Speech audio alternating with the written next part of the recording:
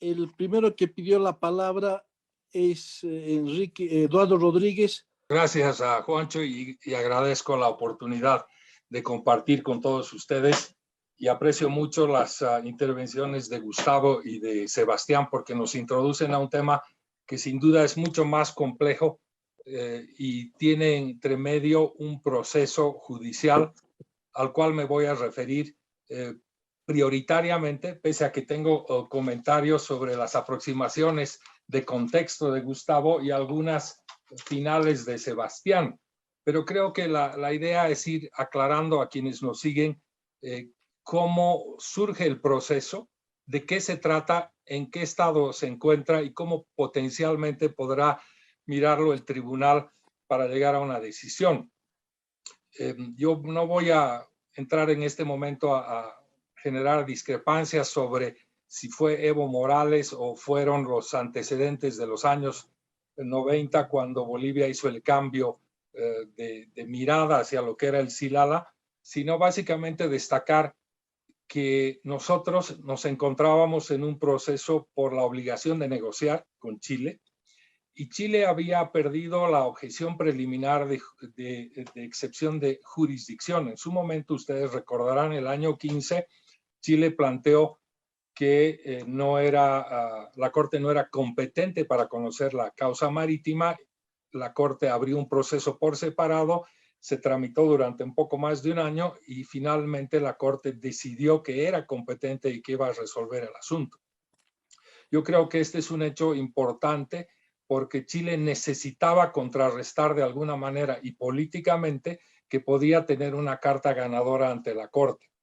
Y es así que surge la demanda, obviamente con el pretexto de que Evo Morales había anunciado el 23 de marzo, pese a que también Choquehuanca dijo que la íbamos a estudiar en 2 años más, pero se maneja el tema de que fue la declaración de Evo la que gatilló esa demanda. Es posible que para la opinión pública y en algunos espacios sea así, pero en términos procesales yo quiero dejar bien claro 2 temas. Uno, la demanda no se refiere precisamente a los efectos jurídicos que haya podido tener la declaración de Evo Morales en un discurso de plaza.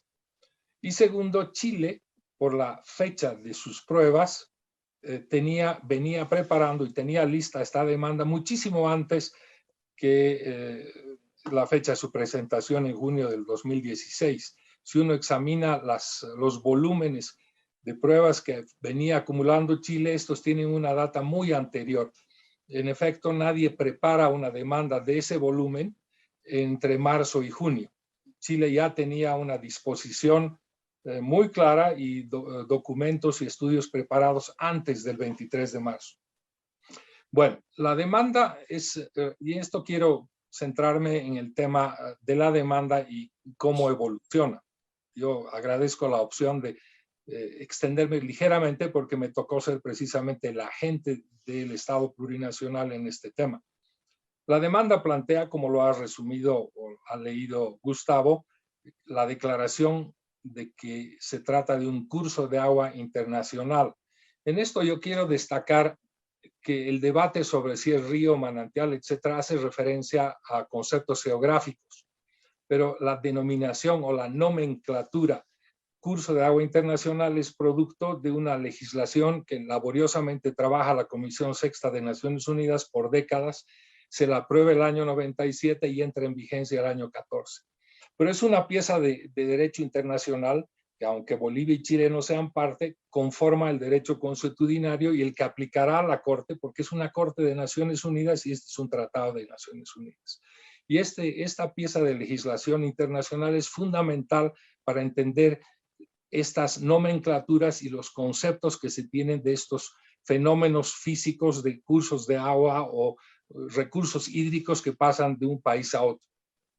Entonces Chile aprovecha la vigencia de esta norma, no solamente para plantear la demanda, sino ya lo hizo antes para dejar claro de que el tema por las disputas o el entendimiento del Silara era un tema de derecho internacional público.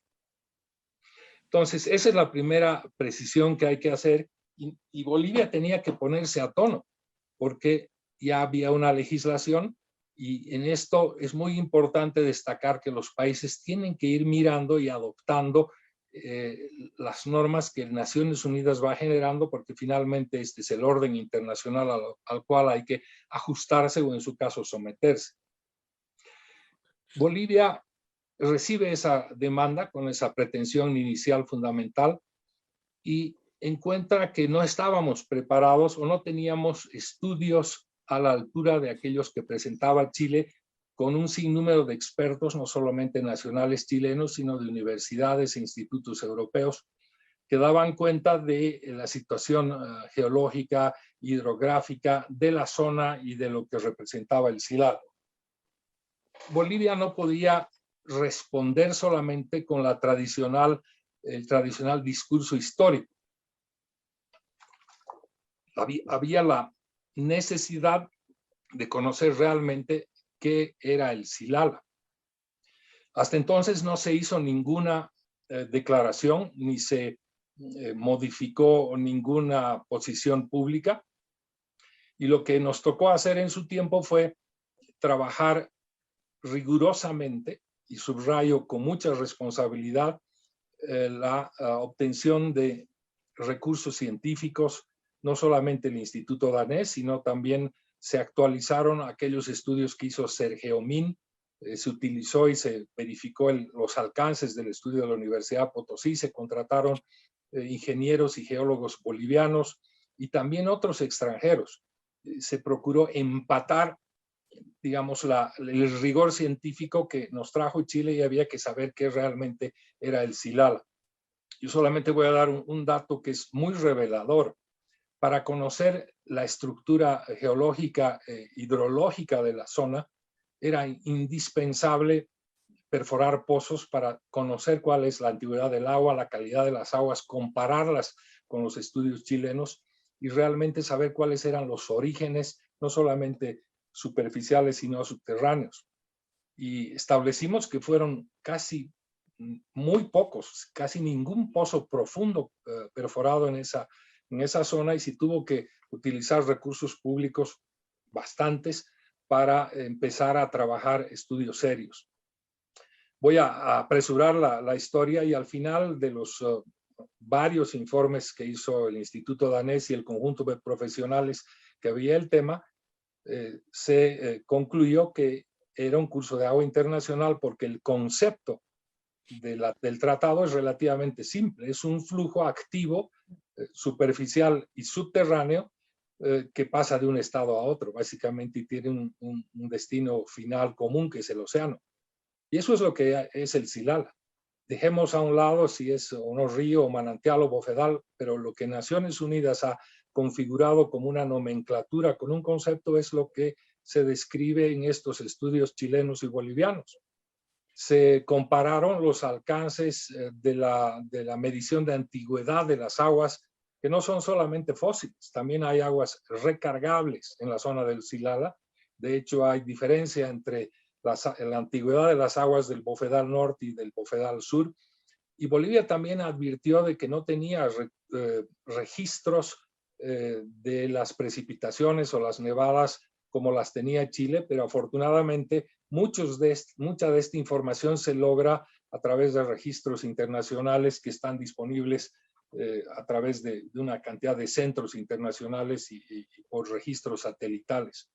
En suma, lo que llegamos a establecer fue que había una coincidencia en cuanto a la naturaleza del Silala.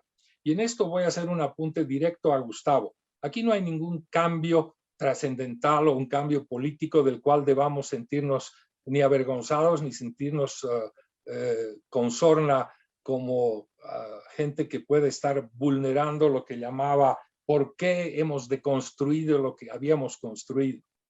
Por lo menos en mi entendimiento, en una controversia de hecho o de derecho, tú tienes que referirte a los hechos con la certeza científica inobjetable, que es un estudio que te dice exactamente cómo se estructura la zona, de dónde nacen las aguas y a dónde van. Entre otras cosas, se hablaba, por ejemplo, con sorna de la gravedad o la ley de la gravedad.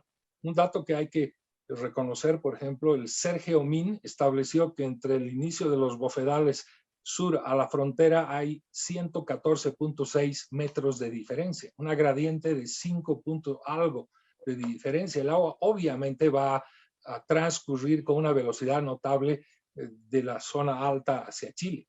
De manera que no podemos nosotros seguir generando mitos o seguir pensando que ha habido un retroceso, sino lo que sucede, y en esto yo voy a apelar a una premisa que es universal en los procesos, y sobre todo cuando se trata de descubrir los hechos a través de la ciencia inobjetable, es la verdad la que triunfa, no el discurso de patriotismo sobre que son recursos soberanos o solo potosinos o van a Chile o qué barbaridad, ¿no? Aquí es la ciencia y nadie puede poner en duda de que al usar estos mecanismos de indagación se actuó de la manera más responsable.